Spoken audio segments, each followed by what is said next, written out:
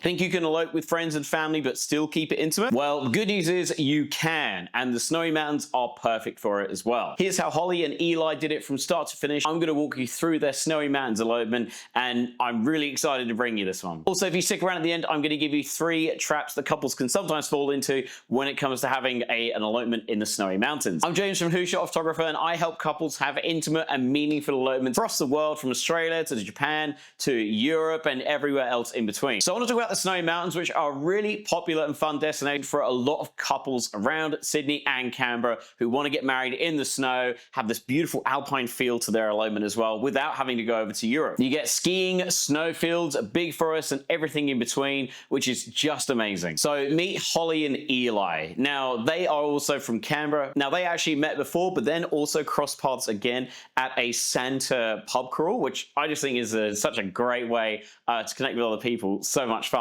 and how apt as well that they're in the Snowy Mountains. And then a few weeks later, they were basically inseparable. And they really want to have an experience that was intimate, authentic, and just them. They also really wanted to include their family. And when we first started talking, they obviously wondered if you could theoretically have an elopement with your family. And the good news is you absolutely can. If you are a fan of this channel, you would have seen me talk about this beforehand, where you basically can have your family as part of your elopement. Honestly, at the end of the day, elopement is just a blanket term. I think sometimes people like to throw around, but the bottom line is, as long as it's a day that is authentic, it's real, it's you, that's anything that matters. So I'm going to walk you through their day right now. So to start off, we were at this beautiful log cabin in a place called Tinkersfield, just outside of Jindabyne. Think really big log cabin, cozy vibes, everything, roaring fire, the whole lot. So they wanted their close friends and family to come along, and even their dog, which I think is just so adorable. Such a great way to do it as well. So to give you a breakdown of how the whole day went, basically they started by doing a little bit of getting ready stuff at their log cabin. Then we had this really beautiful intimate ceremony, really awesome, followed by some group photos and a photo with their dog,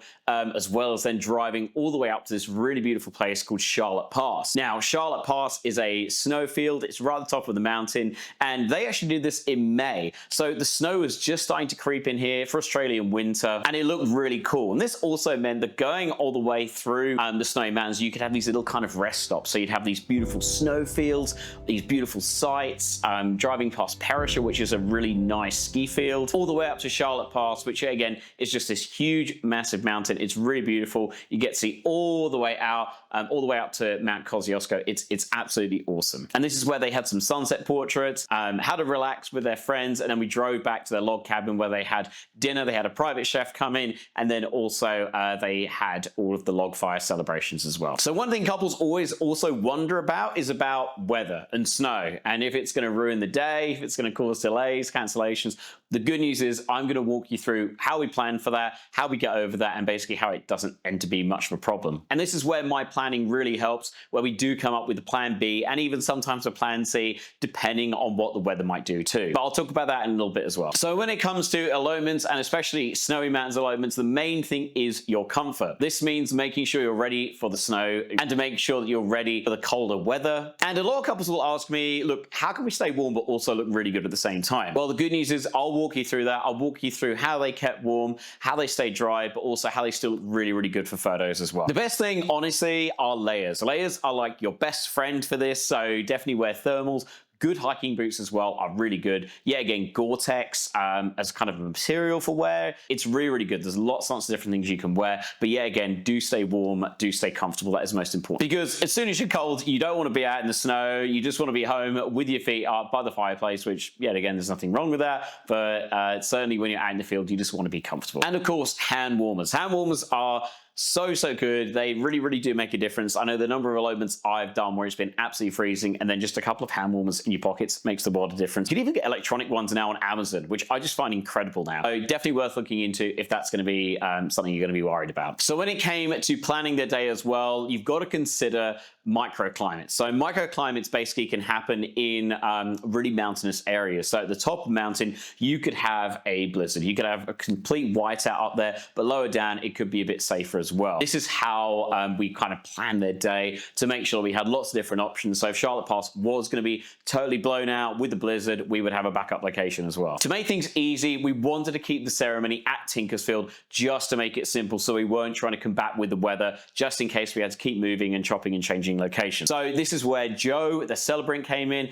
I've known Joe for ages. She's absolutely fantastic, really, really great celebrant, absolutely heart of gold, and she's absolutely fantastic at holding the space as well for couples. It was really nice just to see everyone having a really good time, connecting, chatting. Yet again, very, very chilled out. Elopements really are about having a really authentic, meaningful time where you aren't feeling like you've got this pressure to perform. It's just you hanging out with your friends and family, which is the most important thing. So they had the ceremony, and halfway through as well, they actually brewed a pot of Yorkshire tea. Now, I'm originally from the UK. I have a bad confession to make. I don't actually drink that much Yorkshire tea. Basically, I know a lot of couples who are really obsessed with it. Holly and Eli, definitely one of them. So halfway through, they actually had their mum brew a cup of Yorkshire tea, and they actually had this really cute moment where they had their own mugs. They shared it as part of kind of like an exchange. You know, you can exchange rings, words, but look, why not exchange a cup of Yorkshire tea as well? It's great fun. And yet again, because they invested in a really nice Airbnb, everything looked really aesthetic. This is certainly the power of hiring a really beautiful location. Not only do you get a good backup location, it's obviously, you know, you're getting married, so you can afford to kind of, you know, go a bit crazy, enjoy yourselves a little bit, but then also it gives beautiful aesthetic, and it's really nice and warm and cozy as well. And once they shared their vows, it was really, really beautiful. As they had the tea, and then we did the signing of the certificate as well. And Holly's dad was actually playing a song on the piano. Really, really beautiful. Yeah, again, I think this is the really cool thing about actually having friends and family involved. You know, everyone's got different skills, different talents, and I think it's really beautiful just to connect and share with each other our passions as well. And this was a really beautiful thing, and certainly something I'm sure Holly and Eli appreciated so very much, and it was really beautiful to see. And I think by having family involved with little touches like that, that's how it can really help to get people involved, to make them still feel like they're part of the day. If, for example, you did this and then you both went off for an adventure somewhere else, you can still be happy knowing that you got the family involved. You could go for photos and then come back as well. Holly and Eli did actually invite everyone along for their adventure, but I'll talk about that in a little bit. Now, dogs aren't actually allowed in any national parks in Australia. There are certain caveats to that though, however, because you can find places near the national parks which are dog friendly. But yeah, again, the best thing to do is to assume dogs aren't allowed in. Because of this, Holly and Eli really wanted a photo with their beautiful, beautiful little dog. And this is where then we got this really beautiful little family portrait of them just outside the Airbnb before we all headed off and left the dog in the nice, cozy warm. This is where then everyone got ready, again, getting comfortable, warm, all the layers on before we headed off. Another really important part of your elopement with family members is to give them a little bit of a brief and explanation and set that expectation as well for them. There's been a few times where I've done elopements where family will turn up and they won't quite know they're going into the forest. They're not going to go, they're going to be going for a hike somewhere. So they'll turn up in high heels thinking, oh, this is going to be a nice little chill thing, when the couple are like, no, we want to go for a hike, we want to have a really good time. So do definitely brief your friends and family on what to expect as well. So then we all headed out in a couple of cars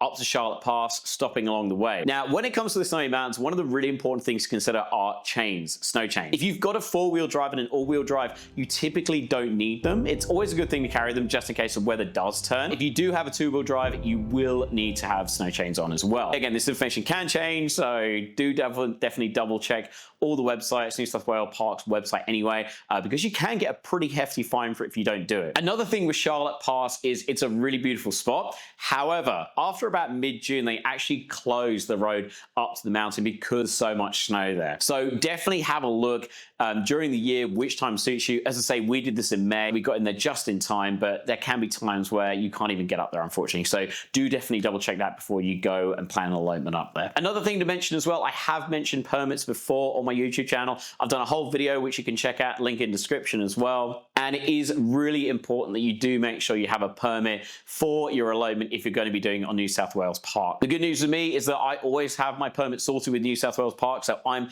totally fine. It's just for yourselves. But this is certainly something I can help you with as part of the service I do for couples as well. So when it comes to the timing of your day, you usually want to find a really nice space for sunset. So How do you deal with that in the timeline, making sure you don't miss that? Well, the good thing is to give a 30-minute buffer right before sunset time to make sure that everything fits in perfectly. It's better to be there too early for the sunset spot rather than a little bit too late and you miss these beautiful golden lights and everything. So definitely make sure you schedule in about 30 minutes beforehand. So on the way up, we stopped at this beautiful bay on the side of the road. Really cool, getting views across all of the Snowy Mountains, really beautiful. Again, getting the family portraits up here, I thought this would be a really nice spot for them. And then we also had some couples photos for Holly and Eli as well. Yeah, again, with couples photos with me, it's really, really relaxing. It's not this whole kind of like stand here and pose and do that and do this. My philosophy is a little bit different. I much prefer couples to actually have an authentic experience where they're being themselves rather than being forced. They've got to kind of smile and kiss for the camera.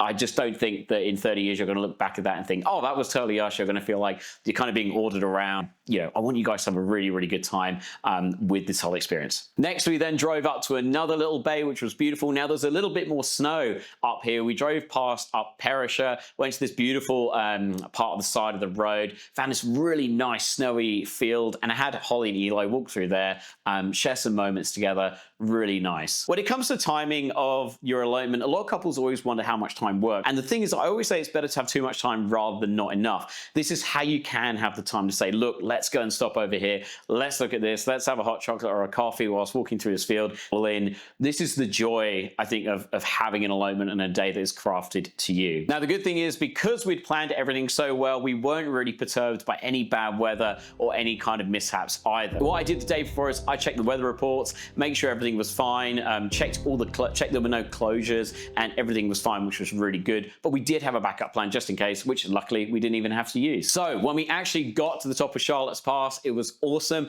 A little bit of ice on the road, so you've got to be careful. But yet again, with this time buffer built in, we were fine. They're super, super early, which was really nice. We could have a little bit of a walk around across this beautiful boardwalk, get some nice photos without feeling rushed, all the time while you see this beautiful sunset kind of burning in the background, waiting for them, which was exciting. And when it came to sunset, we were all ready. I found this really nice vantage point, popped them up there, had them just relax, be themselves, and that's where you got these really awesome sunset shots with the sky just absolutely on fire. Really amazing. Such a beautiful contrast with the white of the snow as well. And yeah, again, when it does get this cold, do keep each other warm. It's one of the things I recommend to all couples.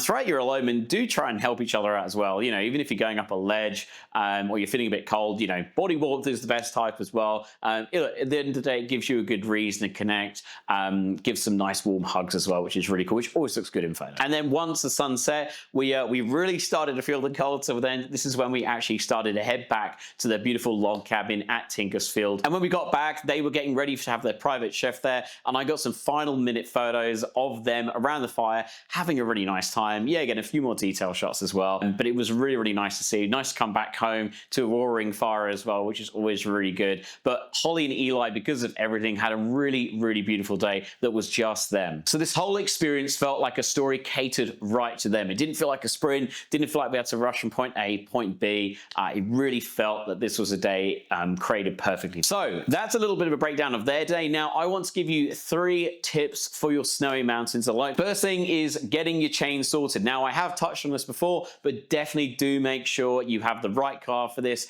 All-wheel drive or 4-wheel drive is best because you don't have to worry about the chains. Yeah, again, if you do have a 2-wheel drive, do bring along the chains as well. The second tip is function over fashion. So first and foremost, this means making sure you've got layers, you've got hand warmers, you've got stuff that's actually going to keep you cozy, warm, comfortable, even food, just to make sure you don't feel a bit hangry like I know I sometimes get. The thing is, if you look comfortable, you're going to look happier and you're going to actually want to be there rather than being out in the cold thinking, oh my God, I can't wait to just go home. It's much nicer to be more present and not feeling like you're being a bit uncomfortable. And the third thing is making sure you don't have too tight of a timeline. And again, timelines can be one of these things where people think, oh, you know, we only need a couple of hours, but quickly they can think, oh, well, we've got to account for travel. What happens if this happens or if that happens? And it takes all that stress out of it, all that pressure, and it means you've got that bit of a buffer. So it means you can spend the time having a really nice chill day, just like Holly and Eli did as well. So we could stop at extra places. We didn't feel like we were being rushed. It all felt very organic and very natural. So those are 3 tips to follow. So yes, you really can elope with your family. It's a really, really easy thing to do. And as I say, the Snowy Mountains are one of the best places to elope in Australia. It's full of character, full of charm, great food, great drink. It really is a place that so many couples love to go, especially if you're a skier or snowboarder. I mean, why not do a week away skiing or snowboarding and then get married halfway through it? What more do you want? Keep it cozy, keep it you. And if you guys have found this video helpful and you're looking for more tips and advice, the best thing to do is to follow me on Instagram at WhoShotThePhotographer. I always post lots of little tips and tricks on there as well. I love sharing my Snowy Mountains elopements on there as well, in case you want to get a sneak peek of that as well. Thanks for watching, guys, and I will see you in the next video. Bye.